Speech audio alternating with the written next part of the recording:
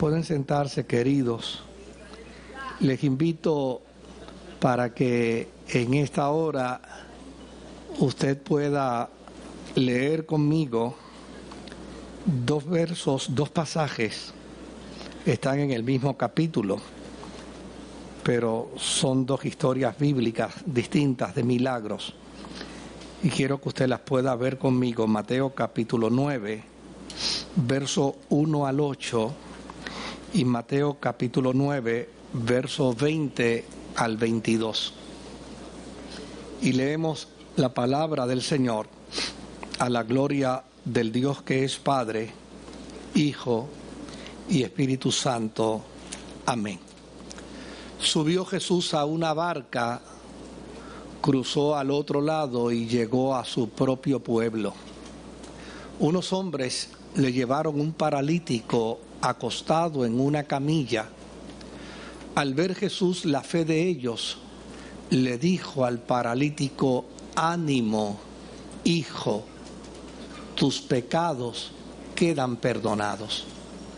Algunos de los maestros de la ley murmuraron entre ellos: este hombre blasfema. Como Jesús conocía sus pensamientos, les dijo: ¿por qué dan lugar a tan malos pensamientos?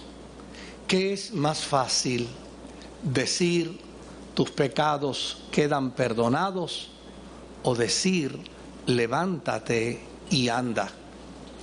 Pues para que sepan que el Hijo del Hombre tiene autoridad en la tierra para perdonar pecados, se dirigió entonces al paralítico: levántate, toma tu camilla y ve a tu casa. Y el hombre se levantó y se fue a su casa.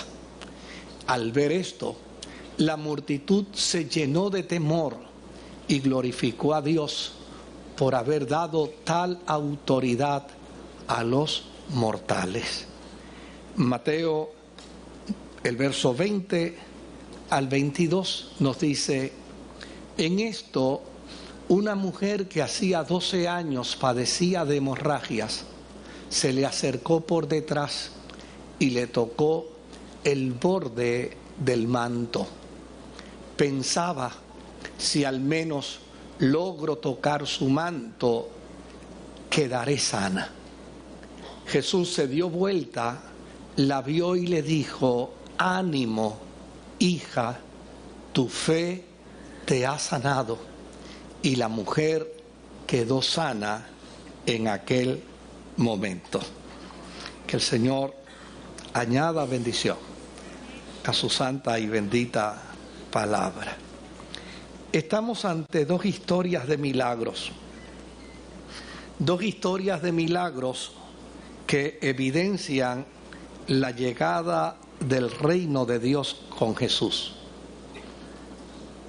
Este es un concepto teológico que muy bien desarrolla Mateo, porque con Jesús no solo llega la experiencia salvífica, con Jesús llega su reino, el reino de Dios. Y eso tiene una implicación mucho más amplia, tiene una implicación mucho más profunda. No es lo mismo decir que he sido salvo que decir pertenezco al reino de Dios. Soy ciudadano del reino de Dios.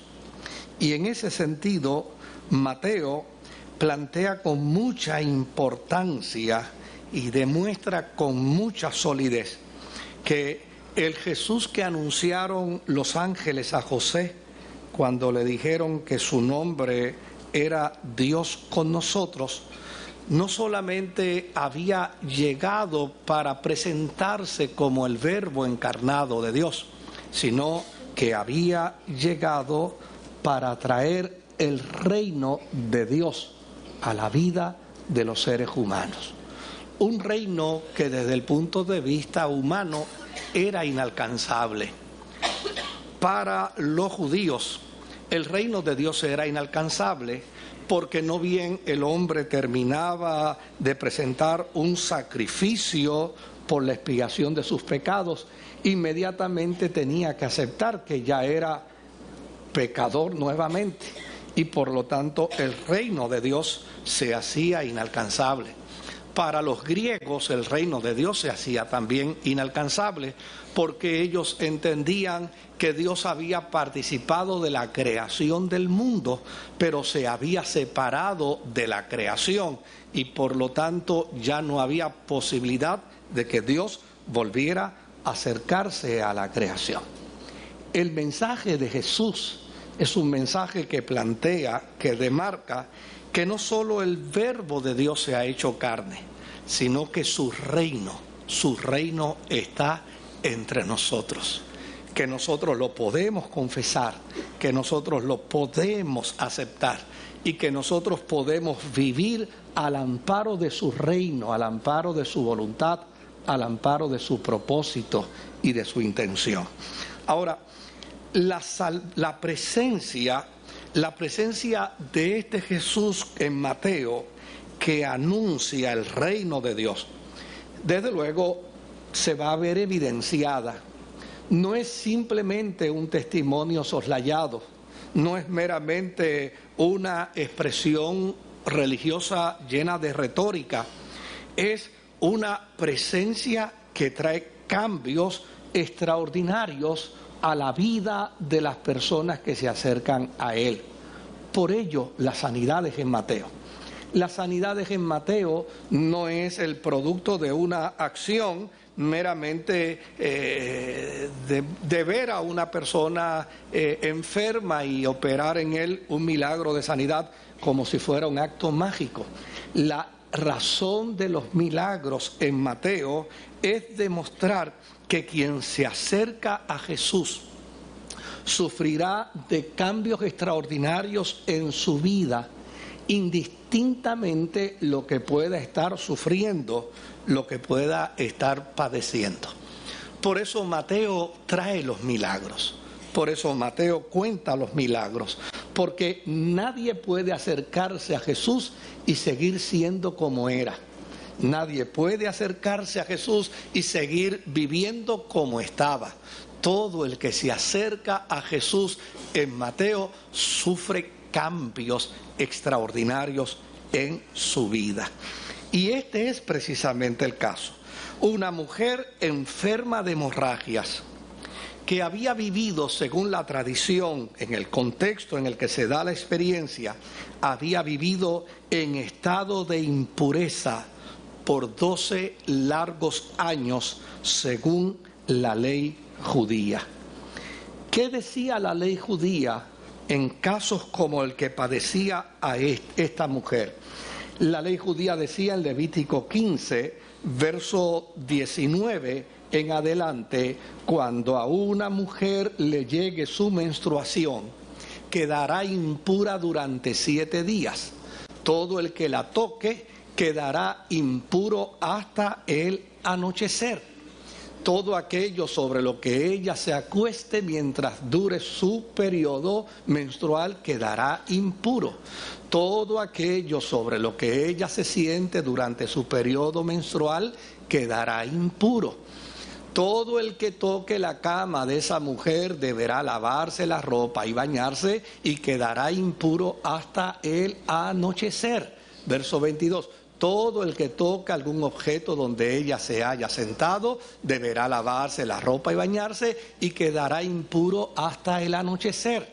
Si alguien toca algún objeto que estuvo sobre su cama o el lugar donde ella se sentó, quedará impuro hasta el anochecer.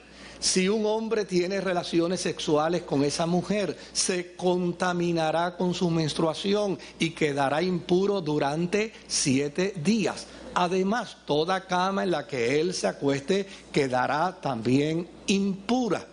Cuando una mujer tenga flujo continuo de sangre fuera de su periodo menstrual, que es el caso de esta mujer, o cuando se le prolongue el flujo, quedará impura todo el tiempo que le dure, como durante su periodo. Toda cama en la que se acueste mientras dure su flujo quedará impura, como durante su periodo. Todo aquello sobre lo que se siente quedará impuro, como durante su periodo. Todo el que toque cualquiera de estos objetos quedará impuro, deberá lavarse la ropa y bañarse y quedará impuro hasta el anochecer. Cuando ella sane de su flujo, deberá esperar 7 días para el rito de su purificación. Al 8º día tomará 2 tórtolas o 2 pichones de paloma y los llevará a la entrada de la tienda de reunión, donde se los entregará al sacerdote, quien ofrecerá uno como sacrificio expiatorio y el otro como holocausto. Así, en presencia del Señor, el sacerdote hará propiciación por ella a causa de su flujo. Sé que causa indignación, molestia, coraje, frustración.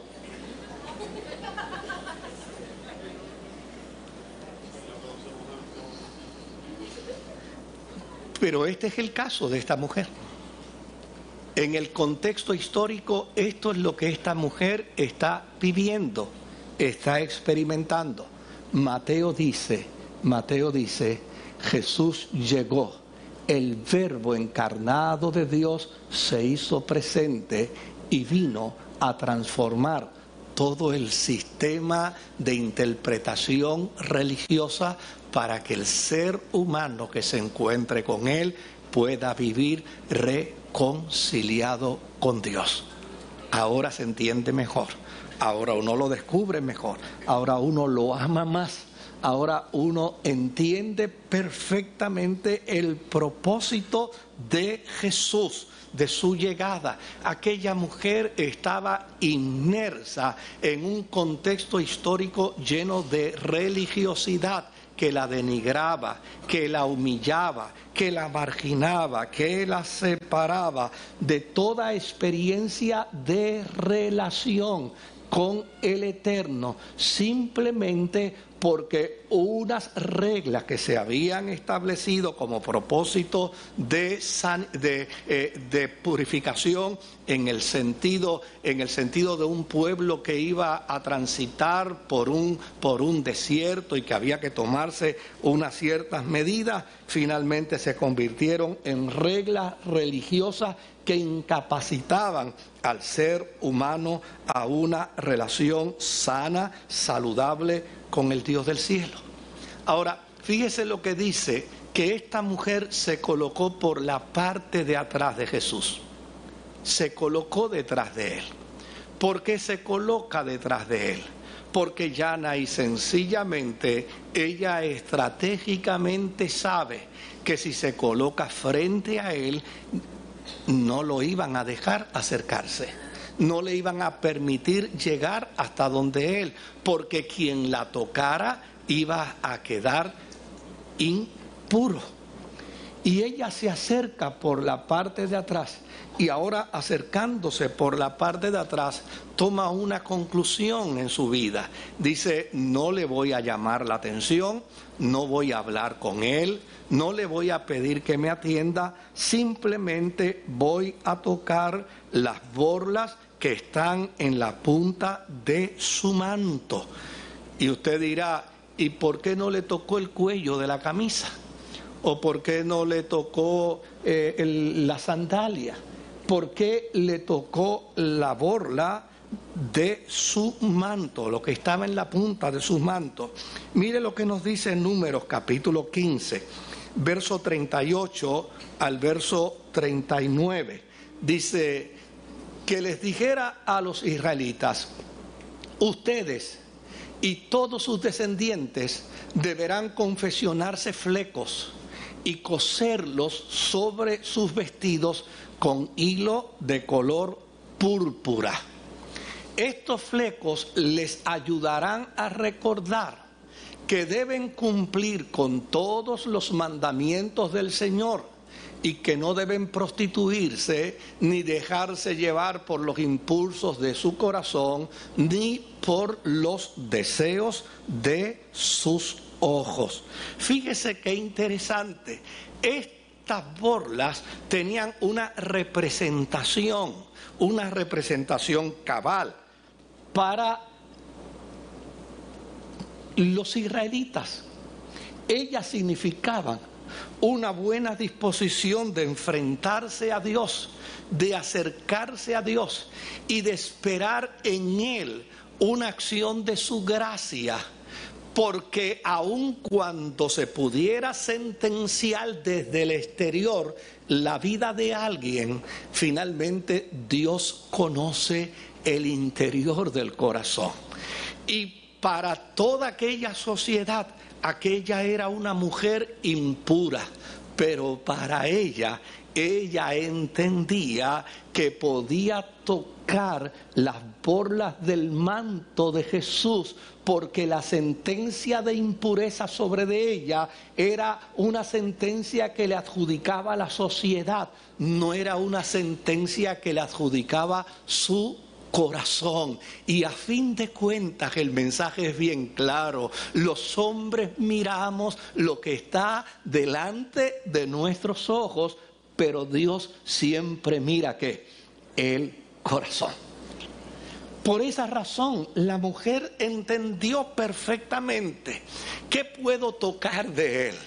¿Qué puedo tocar de él? Sus codos, puedo tocar su hombro, puedo tocar su cabeza, puedo tocar su cintura. No, lo que yo puedo tocar de él es la borla de su manto, de su vestidura. Porque si yo toco la borla de su manto, estoy planteando que la alianza que Dios hizo con Israel es patrimonio mío, que la alianza que Dios hizo con Israel también es mi derecho, indistintamente la sociedad me declare impura. ¿No le parece a usted eso maravilloso? Mateo lo que está diciéndonos con esto es lo que ya la sentencia bíblica, la sentencia cristiana nos ha impuesto desde la perspectiva de la fe, que no importa cuál sea el pecado que nosotros hayamos cometido o la falta que nos haga sentir culpable ante la presencia de Dios, si nuestros pecados fuesen rojos como el carmesí, vendrán a ser blancos como la blanca lana. Ese es el planteamiento. La actuación de esta mujer revelaba su dependencia total, no a lo que se establecía, no a lo que se presentaba desde el punto de vista cultural y religioso. La actuación de esta mujer revelaba su dependencia total y absoluta de esa relación. Quien toca a Dios alcanza gracia, quien toca a Dios alcanza misericordia, quien toca a Dios alcanza compasión. Su fe manifestaba seguridad de que se vería librada de esa condición que la mantenía impura por 12 años y a su vez le garantizaba esperanza para el reino venidero. En el reino de Jesús no hay planteamientos religiosos de prejuicio que valgan. En el reino de Jesús caben todos. En el reino de Jesús tiene posibilidad el que ha cometido pocos pecados y el que ha cometido muchos pecados. En el reino de Jesús tiene posibilidad el que se llama ser bueno y el que se entiende ser malo. La fe de esta mujer le hizo entender que si tocaba el borde de la vestidura de Jesús, que simbolizaba la alianza que Israel tenía con su Dios, ella entonces podía apropiarse de esa extraordinaria promesa. Dios es un Dios de alianza, Dios es un Dios de amistad, Dios es un Dios de amor, Dios es un Dios de misericordia, Dios es un Dios compasivo, Dios es un Dios que tiene propósitos nobles e intenciones nobles para la vida de los seres humanos.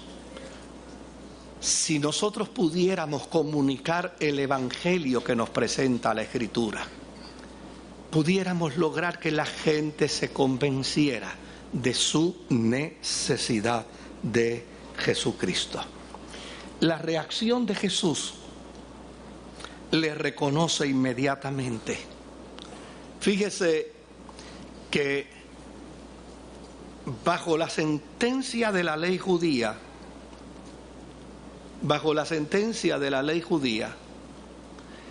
esta mujer toca el manto de Jesús. Y Jesús pudo haberle dicho: qué atrevida eres, qué egoísta eres, qué irrespetuosa eres. Por culpa tuya, ahora yo me tengo que raspar 7 días de inmundicia. Eso era lo que establecía la ley. Por culpa tuya, por atrevida, por tu atrevimiento, ahora yo tengo que sufrir una sentencia de 7 días de inmundicia. Sin embargo, eso no fue lo que Jesús le dijo. No, Jesús simplemente la llamó hija. Jesús se coloca en el proclamador del reino de Dios, en el Verbo encarnado de Dios, para decirle a ella: todo este prejuicio en el que te han metido es asunto de ellos. Con respecto a Dios, tú eres su hija. Una hija que puede acercarse a su papá. Una hija que puede tocar a su papá. Una hija que puede reclamar. Es interesante porque en el contexto judío la mujer no tenía derecho a reclamar nada, pero Jesús le está diciendo: tú eres una hija que puedes reclamar inclusive hasta la alianza. Tú eres una hija que puedes reclamar inclusive la comunión con el Padre. Hija, ten ánimo, tu fe. ¿Qué fe la sanó? La fe que la llevó a reconocer que Jesús era el Hijo de Dios.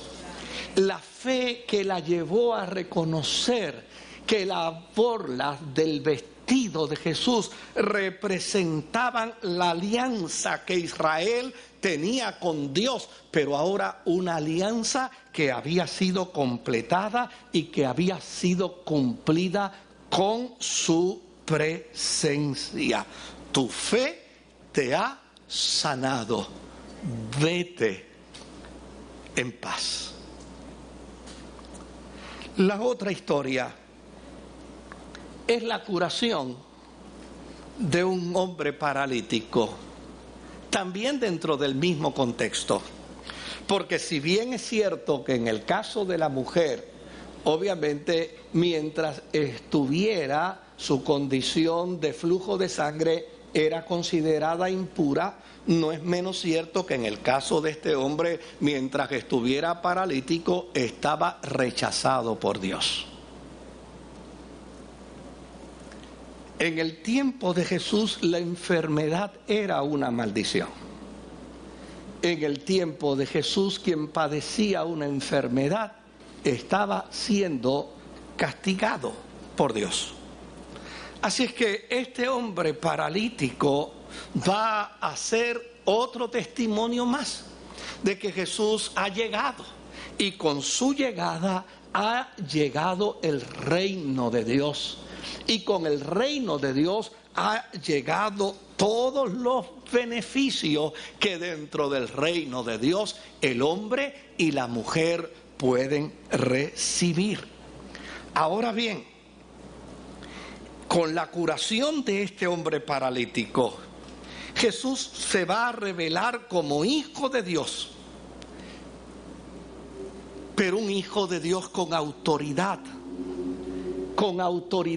igual a su Padre para perdonar pecados. Es interesante que en el mundo judío los levitas decían: quien único tiene facultad para perdonar pecados es Dios. Eso era lo que ellos creían. Decían, Dios es el que perdona. Nadie más puede perdonar pecados que no sea Dios. Y ahora Jesús les va a demostrar que Él, siendo la imagen misma del Dios invisible, tiene también la facultad y la autoridad igual a su Padre para perdonar pecados.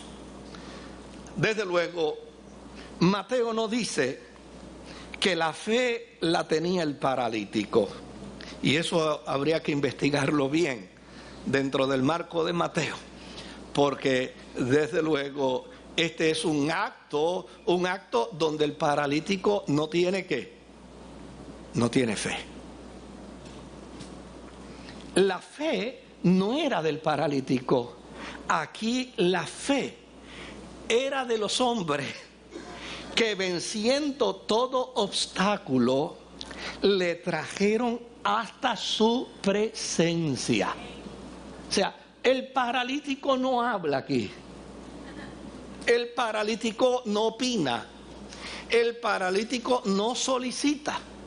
A fin de cuentas está paralítico, no tiene movilidad. Por lo tanto, unos hombres determinaron y decidieron llevarlo hasta la presencia de aquel que es el Verbo encarnado de Dios, de aquel que está declarando que el reino del Padre, el reino de Dios, está entre nosotros. Y ellos han entendido perfectamente bien, si Él es el Verbo encarnado de Dios y el reino de Dios está entre nosotros, quien se enfrenta al reino de Dios siempre será beneficiado. Por lo tanto, agarran a aquel hombre paralítico y van camino hasta donde está Jesús.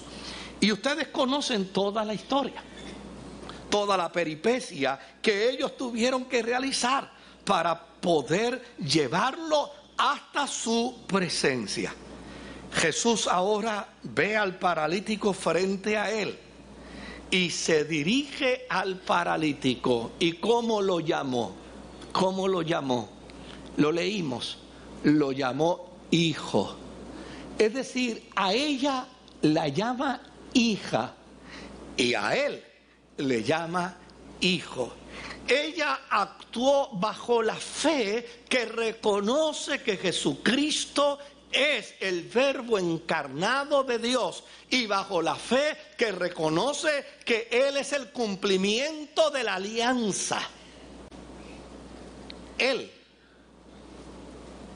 fue llevado como un bobo. No sabe nada. Pero cuando está frente a Jesús, a él también Jesús lo llama hijo.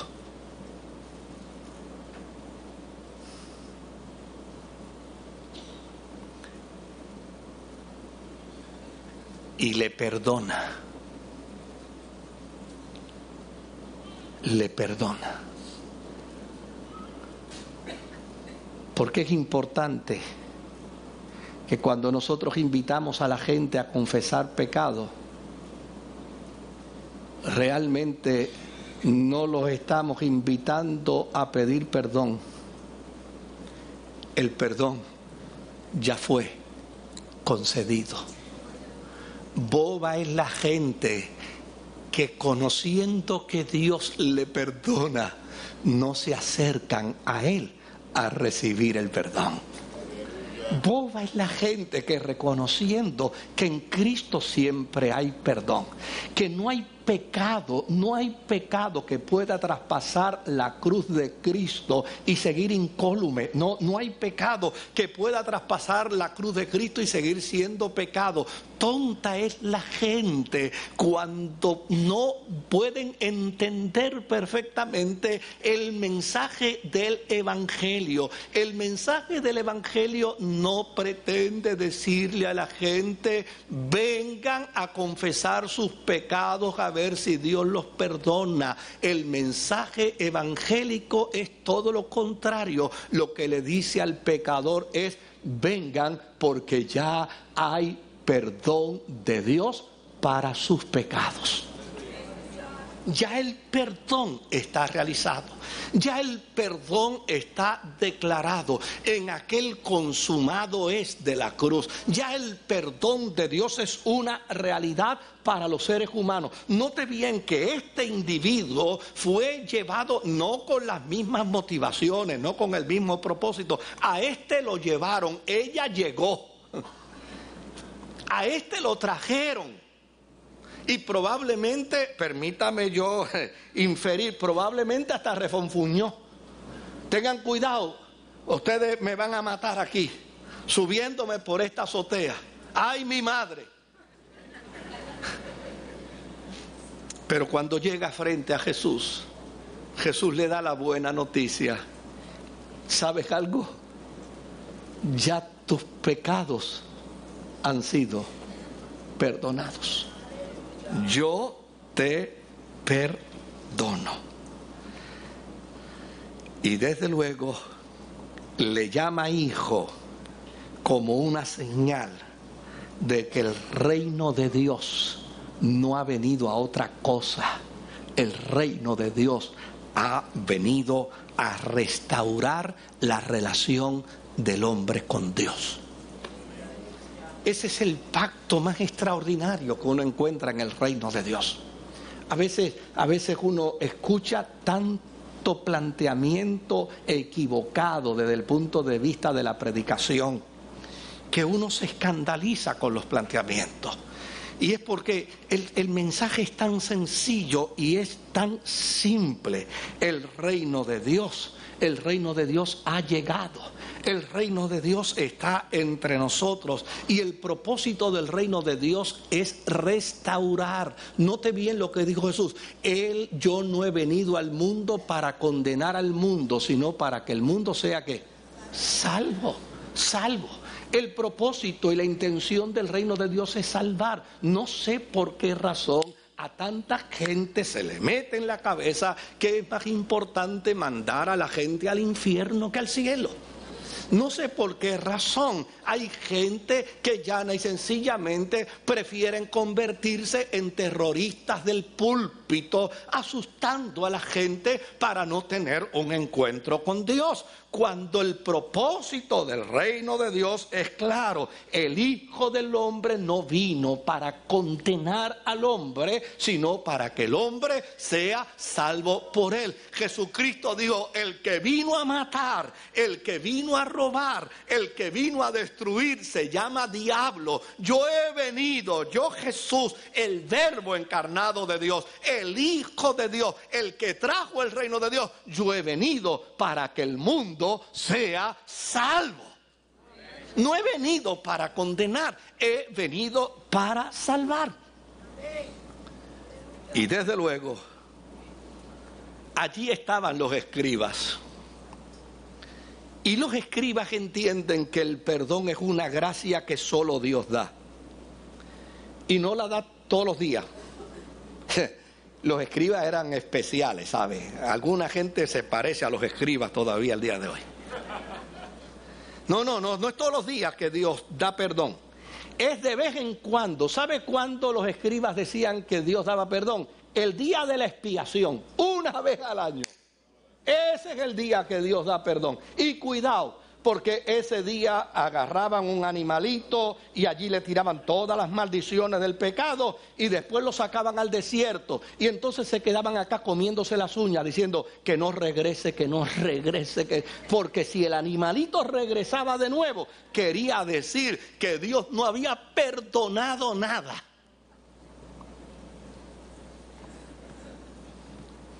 Estos amigos, escribas, ven el perdón como una gracia solo otorgada por Dios el día de la expiación. Y desde luego piensan que Jesús ha blasfemado. Y ahora Jesús mira al paralítico, los mira a ellos y después de recriminarlos les dice, ahora para que ustedes sepan que el Hijo del Hombre tiene autoridad para perdonar pecados, a ti te digo, levántate, toma tu lecho y vete a tu casa. Después de esta larga introducción, ahora es que les voy a predicar. Observe bien que a los dos se les dice hija e hijo. Esto probablemente porque ambos se sentían inhabilitados para la gracia, como resultado de la religiosidad del momento, que creía imposible la manifestación de la gracia de Dios en la persona de Jesús. No importa lo que se crea y lo que se padezca ante Dios, los seres humanos tenemos el derecho de llamarnos hijos de Dios. Y ese es un derecho que usted no se lo puede quitar a nadie. Escuche bien, a nadie. El ser humano que declara que Dios es su Padre, automáticamente Dios lo reconoce como a su hijo. San se acabó. Eso no admite discusión. Ahora, a los dos también, fíjese que a los dos se les dice hijo e hija, pero a los dos también se les invita a tener ánimo. ¿Se dio cuenta? A él se le dice ánimo y a ella se le dice ánimo. Desde luego, esta expresión tiene un significado muy particular en los labios de Jesús. Y en el pensamiento griego y judío tiene un significado muy particular. Ánimo significa disponer el alma para superar una crisis. Desde luego, ella tenía una crisis y estaba muerta de susto. Y el paralítico tenía otra crisis y estaba también muerto de miedo. Ambos necesitaban una inyección especial. Y esa inyección especial se la da el término ánimo. Dígale que está al lado suyo, ánimo. Usted necesita una inyección de animoxilina.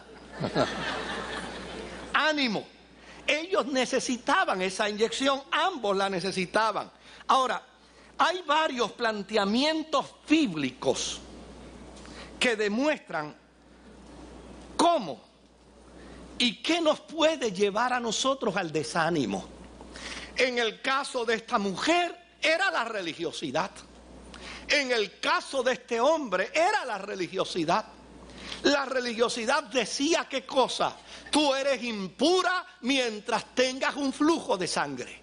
Y en el caso de él decía, tú eres impuro mientras no puedas caminar. Note bien, a ellos los llevó al desánimo la interpretación religiosa que Israel hacía. Pero hay otros términos y hay otras condiciones que pueden llevarnos a nosotros al desánimo.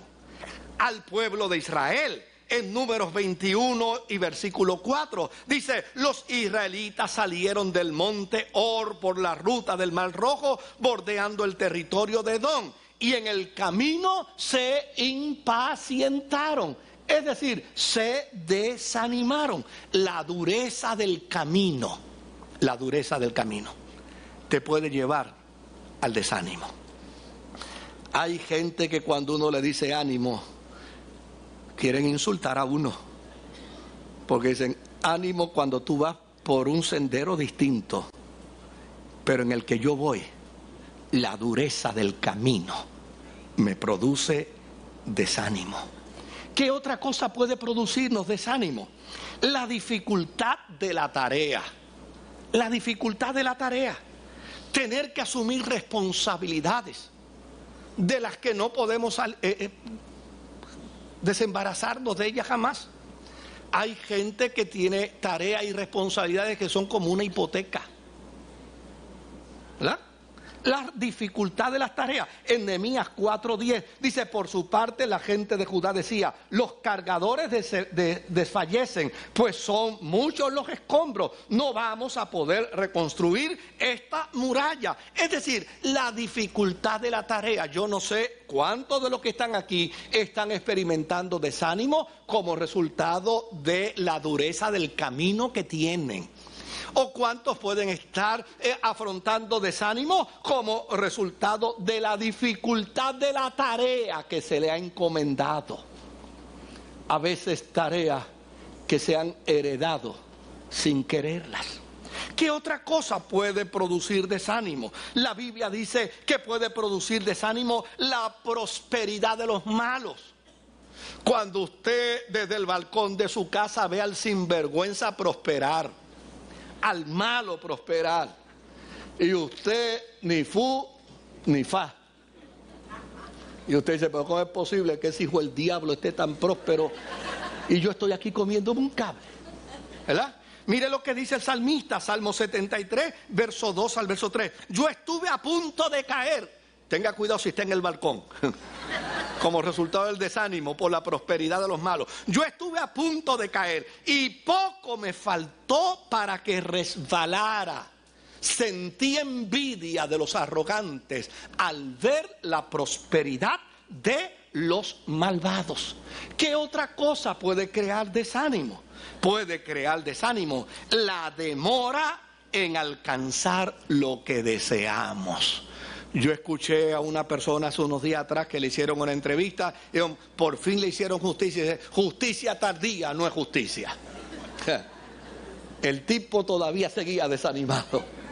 Ya le resolvieron su problema, pero el desánimo seguía haciéndose presente como resultado de la demora en alcanzar lo deseado. El proverbista en Proverbios capítulo 13, en el verso 12, en la parte A dice, la esperanza frustrada aflige al corazón, el deseo cumplido es un árbol de vida.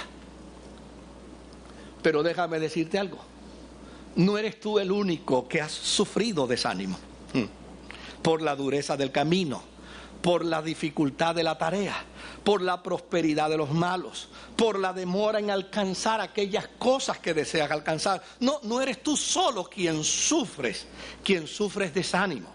La Biblia habla, y obviamente el tiempo no me da, pero la Biblia habla de un Moisés que vivió la experiencia del desánimo.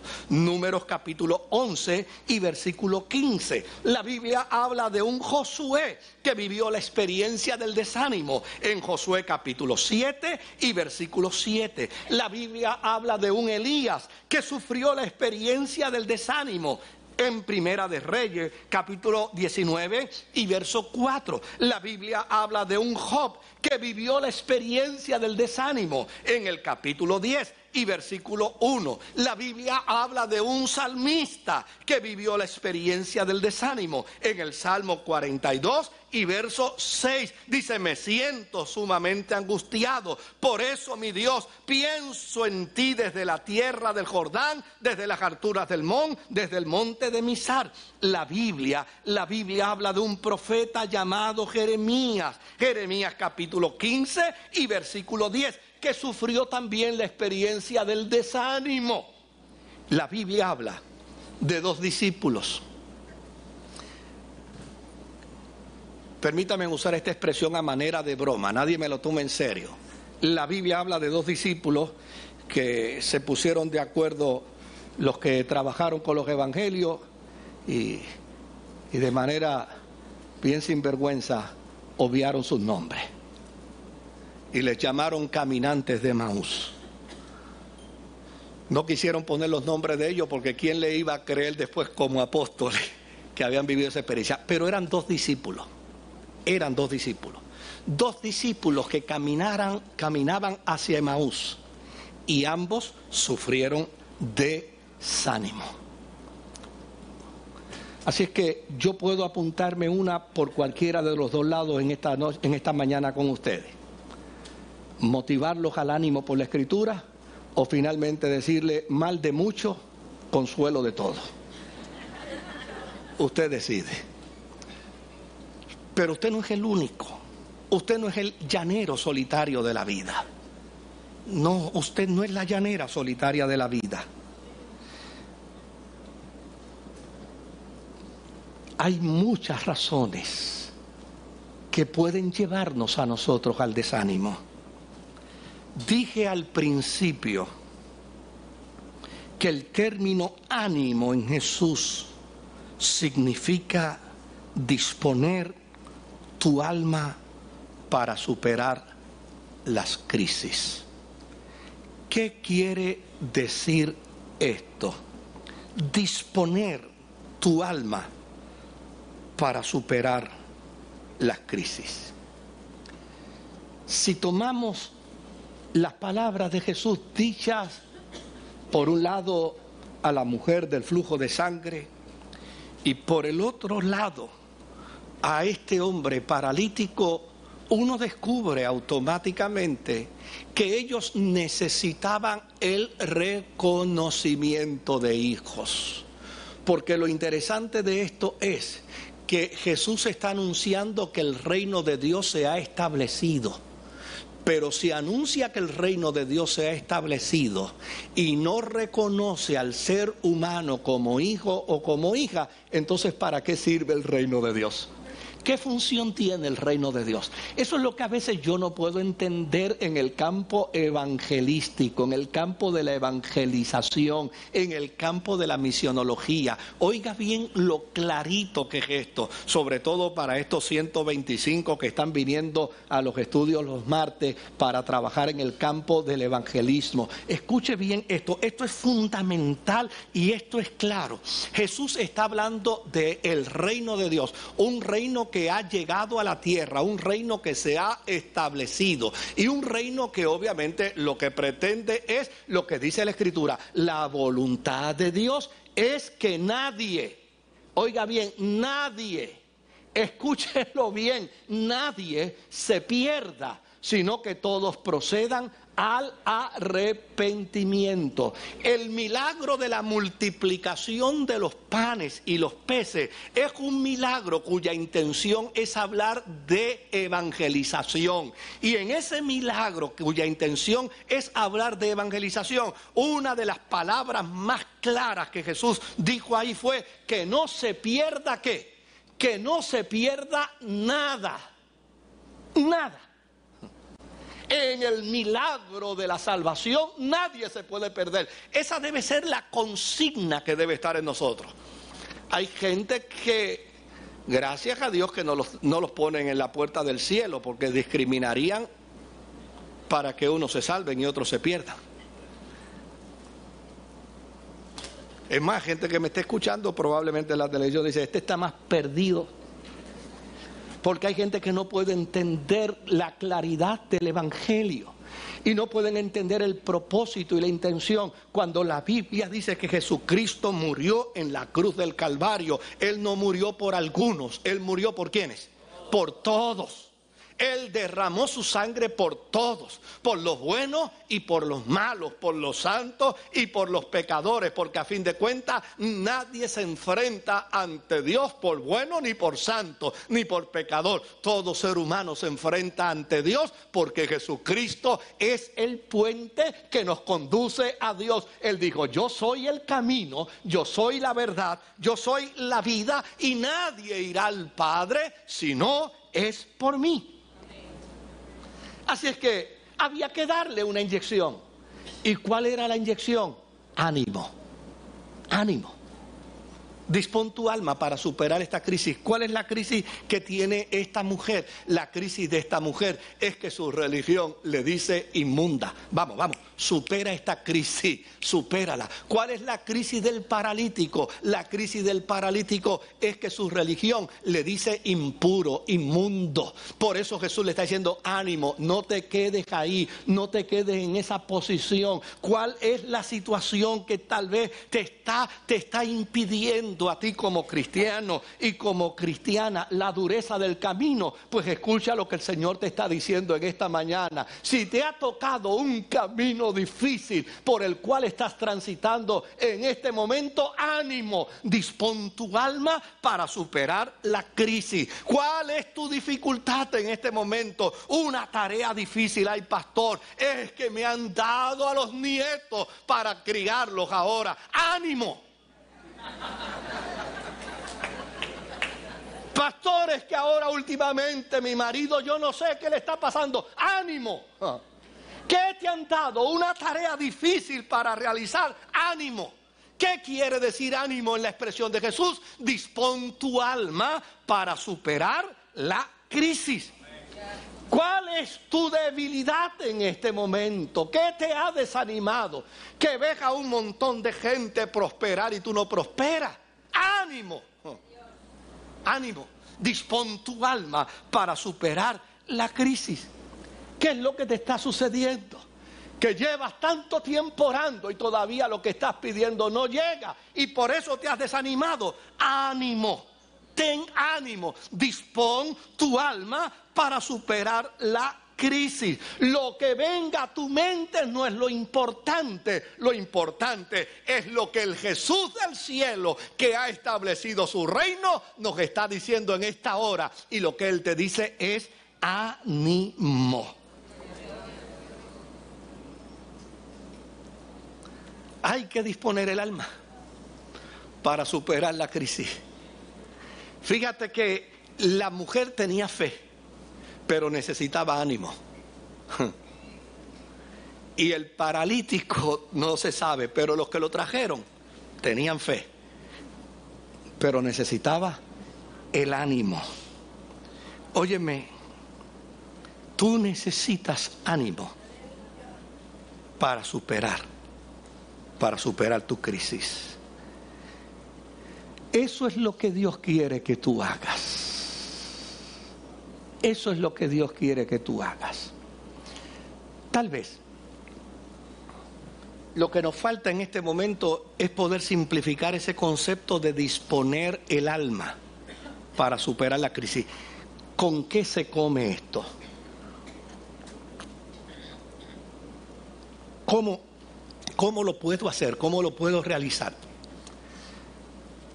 Yo he contado esto en otras ocasiones.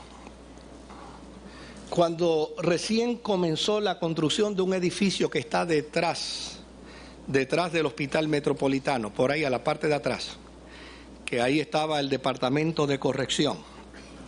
Cuando recién se comenzó a construir ese edificio, nosotros teníamos el culto de la noche aquí, el domingo.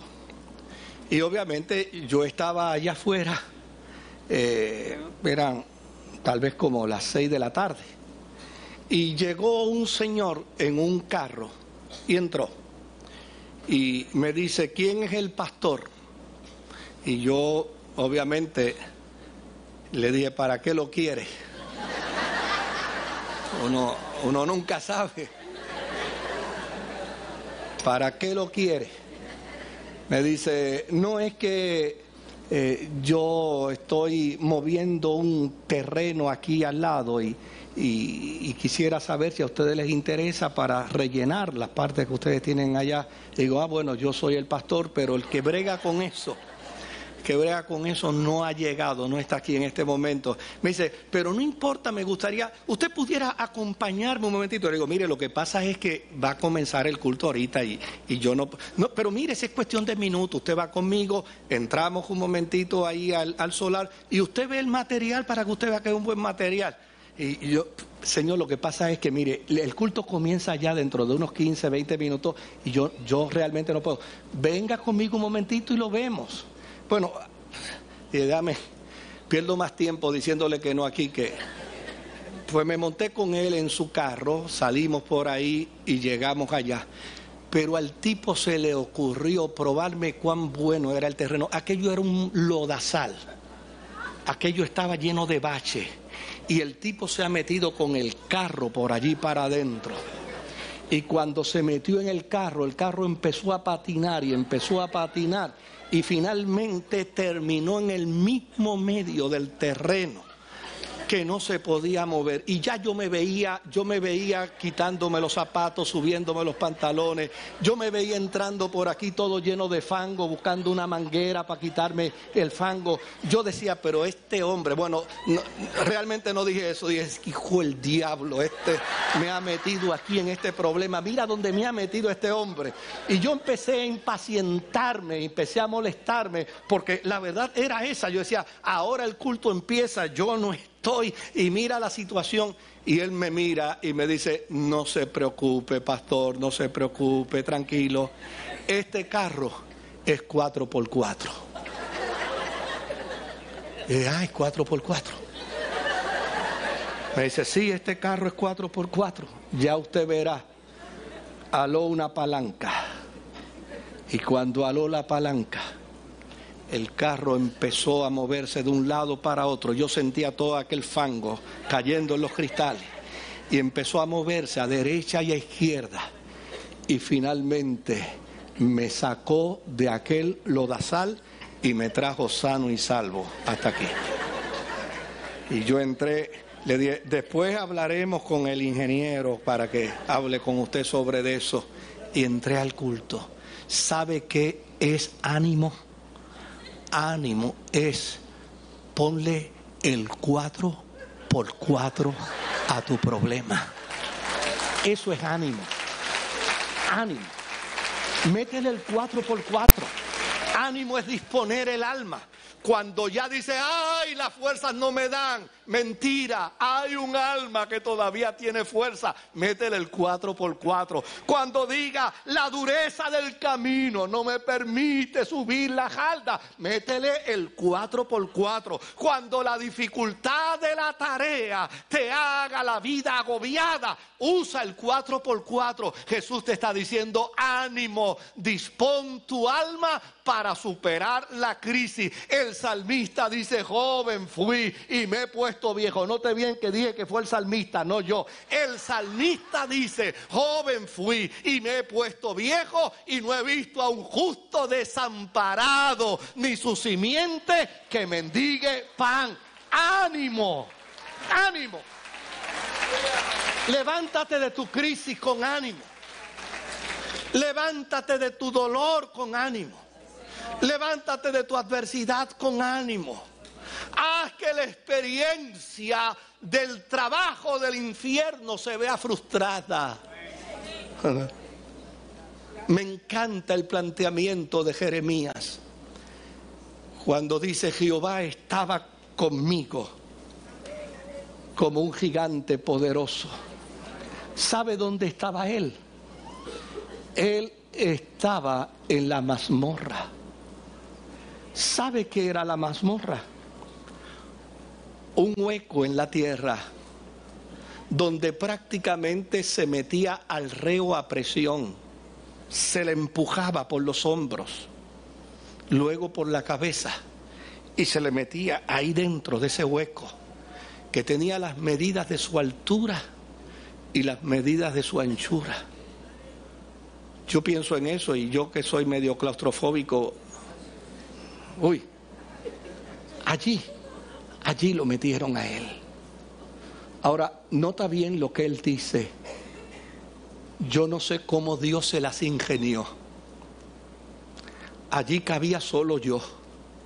A mí me metieron allí apretado. Mi nariz rozaba con la pared de tierra. Mi cabeza y mi espalda rozaban con la pared de tierra. Mis hombros rozaban con las paredes de tierra. A mí me sembraron allí como el ñame. Pero mira cómo dice, Dios se las ingenió. Y como poderoso gigante se metió conmigo dentro de mi mazmorra. Y no me dejó ni un segundo solo. Ánimo. Tú eres miembro del reino de Dios. Y el Jesús que está contigo está para que lo que pase en tu transitar de vida sea transformado conforme a su propósito y a su voluntad. Por tanto, grítalo, voz en cuello, ánimo. Voy a disponer de mi alma para superar esta crisis. Lo voy a hacer porque el que está conmigo es mayor que el que está en el mundo. Que el Señor nos los bendiga.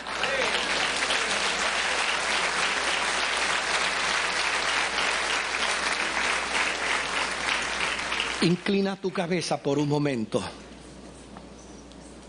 Permíteme hacer un llamado. Primero, todo el que está entre nosotros escuchó con claridad cuando le dije. Todo el que me ve por radio, me escucha por radio, me ve en la internet, en la televisión, escuchó con claridad cuando dije que la salvación ya está establecida para ti.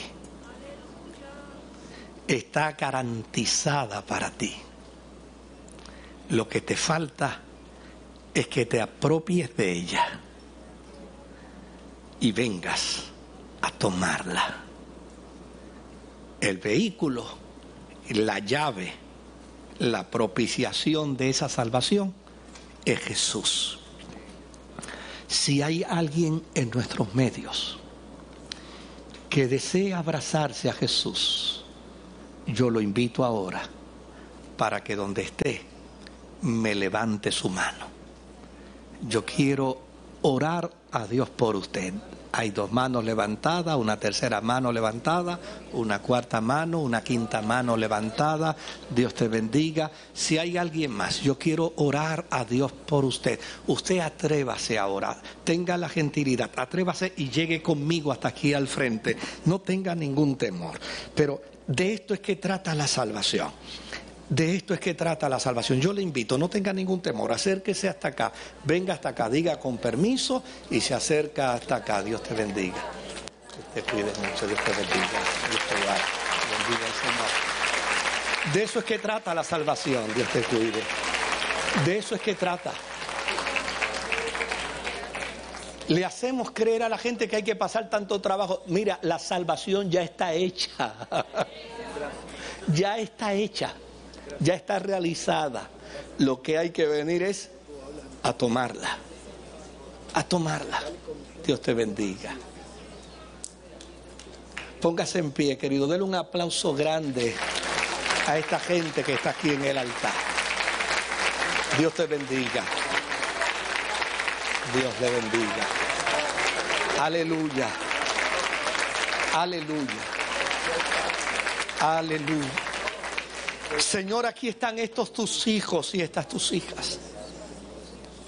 Qué bueno es saber que el amor tuyo ha sido derramado sobre sus corazones.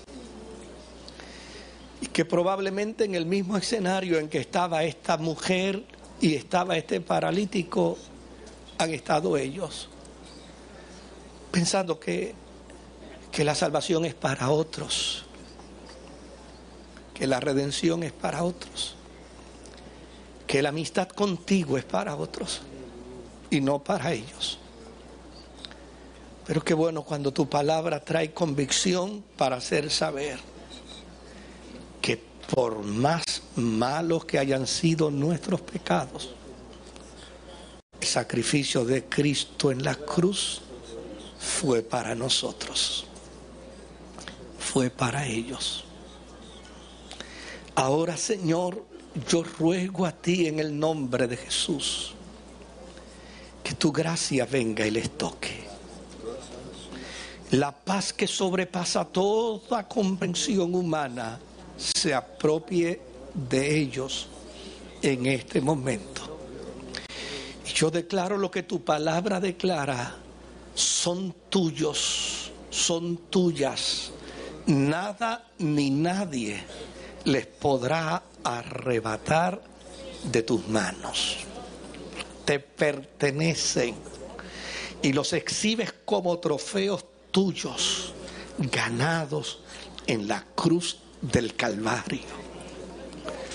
Llénales de ti y que tu Espíritu Santo los capacite para servirte por siempre. En el nombre de Jesús. Amén, Señor. Aleluya.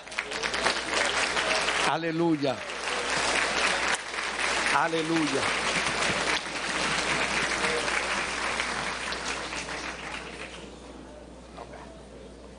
Aleluya.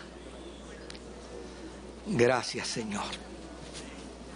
Ya nos vamos.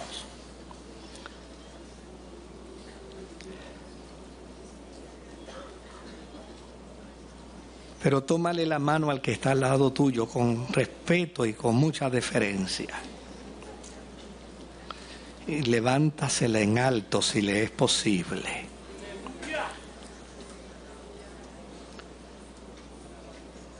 Tal vez las dificultades de la vida te han desanimado. Los problemas personales, las situaciones de crisis familiares,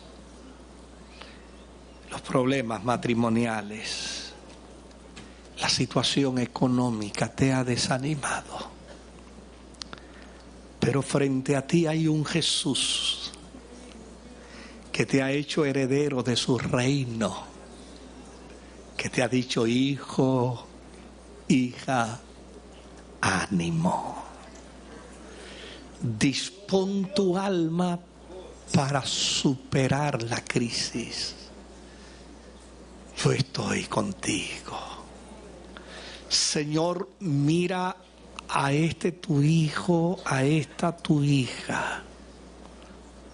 Opera un milagro glorioso en su vida. Obra de manera especial y extraordinaria. Y que el deseo de su corazón, conforme a tu voluntad y a tu propósito, sea realizado en el nombre de Jesucristo. Amén, Señor. Amén. Permítame 2 comentarios más y nos vamos a comer guanime. Eso atribuló al pastor Neftalí Rosario. El primero de ellos es que veo a Mirna Pérez aquí.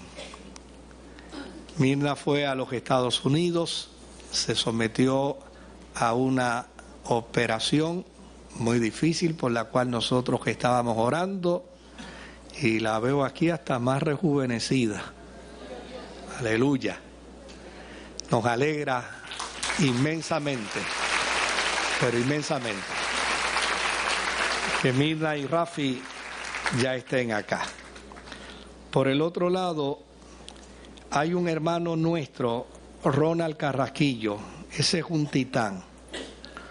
Ronald está en el auxilio mutuo todavía manejando su situación, y le están solicitando plaquetas y donantes de sangre. Para las personas que vayan a dar, no pueden haber usado aspirinas, ni relajantes musculares, ni antibióticos, mínimo 2 días antes de donarlo. Pero Ronald nos necesita, y los hermanos que deseen pueden comunicarse aquí en la oficina o al 751-6115. Allí frente al auxilio mutuo, ustedes saben que hay un banco de sangre. Pueden llegar allí y decir que van a donar para Ronald Carrasquillo. A los hermanos que nos visitan hoy, gracias por estar con nosotros. Nos hacen felices de tenerlos aquí con nosotros hoy, y esperamos que haya sido una experiencia grata y de bendición para ustedes. Que el Señor me los bendiga. Nos vemos en la semana, Dios mediante, con la ayuda del Señor. En el 4x4, ¿verdad?